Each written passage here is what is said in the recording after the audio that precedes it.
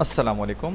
Welcome to Shah group educational channel. और बेटा आज हमारे पास हमने 9th क्लास की जो इंग्लिश है बेटा, उसमें एक पोम है आपके यूनिट 2 में मौजूद है, रेन। बेटा इसको हमने पढ़ना है, ठीक है। ये पोम काफ़ी आसान है, बहुत सिंपल वर्डिंग में लिखी गई है।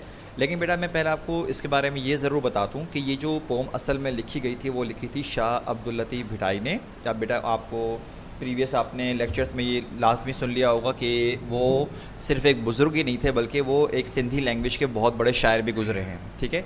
लेकिन ये पोइट्री इंग्लिश में ट्रांसलेट करी है एल्सा काजी ने। ये बेटा एक अपनी पोइटिस गुज़री हैं अपने ज़माने की मशहूर। तो ज़रा हम पहले पढ़ते हैं पोम में क्या लिखा हुआ है, फिर बेटा मैं आपको इसको एक्सप्लेन करूँगा कि ये क्या बोलना चाह रहे हैं, किस तरह से बोलना चाह रहे हैं, ठीक है। अब लिखा हुआ है क्या? The rain pours on the desert sands, on hills and vales around. At early dawn we rise to hear the sun's soft humming sound. The hands are full of butter, wives with merriment abound, each buffalo for milking brought, athwart their grassy sound. In thatches here we never found mistress in mind so glad. अच्छा बेटा यहाँ पर ये अभी आगे हमारे पास दो स्टैंज़ा I think और आएंगे। अब यहाँ वो ये बताया जा रहा है कि बारिश होने पर ख़ास तौर पर बेटा ये जिक्र किया गया है जो एक थर नहीं होता, जैसे कि रेगिस्तानी जो एरिया होता है उस तरह का, जहाँ पर बेटा वैसे ही नॉर्मली तौर पे पानी वगैरह बहुत कम पाया जाता है नेचुरली तौर पे। कह रहे हैं ऐसी जगहों पे ये उन्होंने दरअसल उसको पॉइंट आउट किया है, ठीक है, कि यहाँ देखो ना बेटा ये लिखा हुआ है हमारे पास डेजर्ट सैंड्स।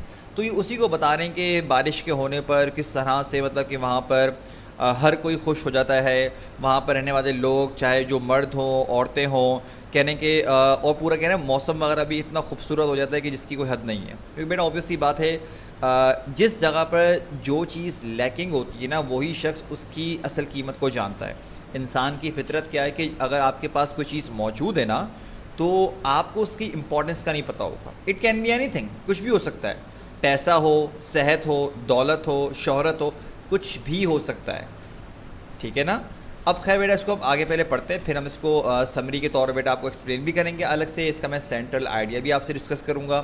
लिखा हुआ season orchestras in full swing, fresh showers ease the mind, on mountain side so green with grass, cattle abundance fine, gay herdsmen wives about their necks of blossom gladness wind, cucumbers, mushrooms, vegetables, food of every kind. Lord, days of dearth let lie behind, never let them reach the earth. अच्छा बेटा यहाँ पर वो वाली बात उन्होंने पहले first stanza के अंदर दोबारा से उस खूबसूरती को बताया कि किस तरह से वो माउंटेन साइड उसमें बड़ी खूबसूरती आ जाती है, हरियाली वगैरह, मतलब कि कैटल जो भेड़ बकरी वगैरह होती है उनके चढ़ने वगैरह के लिए काफ़ी सारी चीज़ें मौजूद होती हैं। और बोल रहे कि भाई वहाँ पर जो काम करने के लिए जो ख़वातीन वगैरह काम कर रही होती हैं वो प्रॉपर्ली खुशी खुशी सारे काम कर रही, क्योंकि बेटा ऑब्वियसली बात है आपको अपनी सराउंडिंग से, मौसम से बहुत ज़्यादा इम्पैक्ट पड़ता है, जाहिर सी बात है।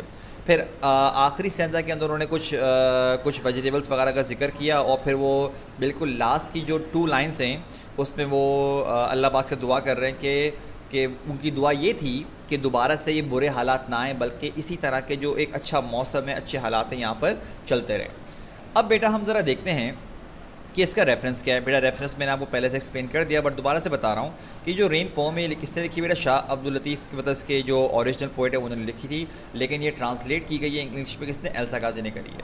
अब ज़रा बेटा पैराफ्रेजिंग ऑफ स्टैंजा या समरी आप बोल लो। बेटा पैराफ्रेजिंग के बारे में आपको प्रीवियस लेक्चर्स में आपको बता दिया गया है कि पैराफ्रेजिंग का मतलब क्या होता है कि जो आपकी वर्डिंग लिखी हुई है आप उसको आसान, जो क्योंकि बेटा आपको पता है ना कि पोइट्री जिन वर्ड्स पे लिखी हुई होती है आप आम तौर पे इस तरह से बात नहीं करते, क्योंकि उस पर तो बेटा एक रिदम होता है बात करने का, एक पोइट्री में मतलब कि एक बात करने का एक रिदम होता है, वर्ड्स वगैरह इस तरह के यूज़ किया जाता है, बैलेंसिंग होती है। लेकिन यहाँ इस तरह की बात नहीं की जा रही। क्या लिखा हुआ है? It is raining everywhere. We wake up early in the morning to hear the soft sound of churns. The housewife hands are full of butter, but they seem happy. The weather is it's on its full swing.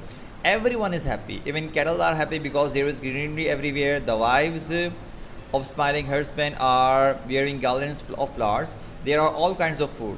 Oh Allah, keep the days of famine away from us. बेटा वो वाली बात है कि भाई बारिश हुई, हम लोग सुबह उठे, मतलब कि इस तरह से बहुत खूबसूरत सा मंजर है। कह रही है वहाँ पर जो हाउस वाइफ्स वगैरह होती हैं वो काम वगैरह करने में लगी पड़ी हुई है, लेकिन उसके बावजूद वो बहुत खुश हैं। कह रहे हैं मौसम बहुत प्यारा हुआ है, हर कोई खुश है वहाँ पर, यहाँ तक कि जो यहाँ पर जानवर वगैरह भी हैं वो भी बहुत खुश हैं, क्योंकि वहाँ पर हरियाली वगैरह भी है, उनके चरने के लिए चीज़ें वगैरह मौजूद हैं।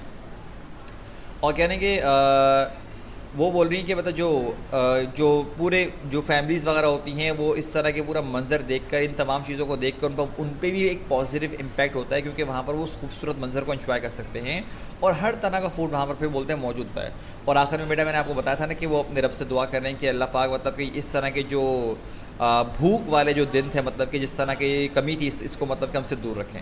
अच्छा, अब बेटा एक सेंट्रल आइडिया भी हम पढ़ लेते हैं, फिर हमारे पास ये लेक्चर ख़त्म हो जाएगा। लिखा है भाई, this poem is about how important is the rain for the people who live in third where rarely it pours in year. कह रहे हैं कि भाई जो वहाँ के थर के जो रहने वाले लोग हैं, उन लोगों के लिए बारिश कितनी ज़्यादा मतलब कि कितनी एक अच्छी और अजीम और कीमती चीज़ है उनके लिए, कि भाई क्योंकि बोल रहे हैं वहाँ पर ऑब्वियसली बात है बेटा, थर का मौसम बहुत बहुत एक्सट्रीम होता है, गर्मी इंतहा की। और कह रहे हैं वहाँ पर जो है साल में मुश्किल से एक मरतबा बारिश होती है।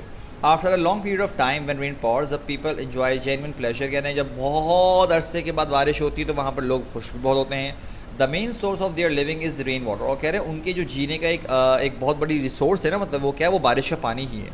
So after it every one enjoy the blessing. और जब ये बारिश होती है तो हर कोई इन्जॉय करता है। Man enjoy while singing. मर्द जो होते हैं वो गाना वगैरह गा रहे होते हैं, गुनगुना रहे होते हैं। Women play with buffaloes and chance milk for murder. कहने के जो औरतें होती हैं वो अपने जो भैंस वगैरह वहाँ पर, क्योंकि एक वहाँ का जो पूरा एक इन्वायरमेंट बताया गया उसको उस तरह से डिस्क्राइब किया जा रहा है। The beautiful grassy scene after the rain in there is worth scene. कह रहे हैं कि वहाँ का जो पूरा सीन है, मतलब कि ग्रीनरी वगैरह का बारिश के बाद, कह रहे हैं कि वो ऐसा है कि देखने वाला सीन है, मतलब बंदा देखे तो उसका दिल खुश हो जाए। Which is the sole purpose of leisure for the fall. कह रहे हैं और ये चीज़ ऐसी है कि उनके लिए मतलब कि आप ये समझ लो कि शायद ये एक ही ऐसी चीज़ होगी जो कि वहाँ के लोगों के लिए एक बड़ी खुशहाली की चीज़ है, मतलब उनको देख के बड़ा खुश होते हैं अपने उस एरिया के अंदर। ठीक है, तो मेरे बच्चों बेटा यहाँ पर हमारे पास ये वाला लेक्चर ख़त्म हो चुका है, इसको बेटा हम यहाँ वाइंड अप करते हैं। ठीक है ना, that's it for this lecture बेटा। अपना बहुत ख्याल रखिएगा। अस्सलाम वालेकुम एंड अल्लाह हाफ़िज़।